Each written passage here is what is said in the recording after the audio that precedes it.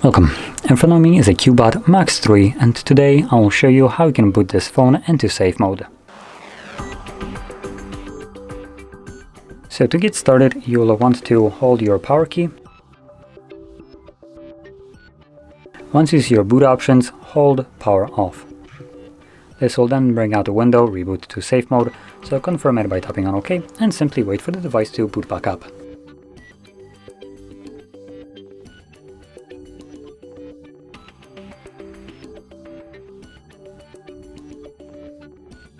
Now, as you can see, once the device boots up, it will be in safe mode.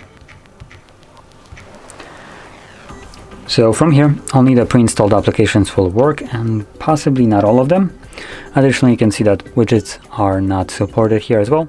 The reason for that is you can troubleshoot your phone from here, so if you have some kind of problems, hopefully this mode can help you. But once you're done with safe mode, you can go back to the normal one by again holding the power key and selecting a restart. The device will reboot and go back to normal mode. Now, with that being said, if you found this very helpful, don't forget to hit like, subscribe, and thanks for watching.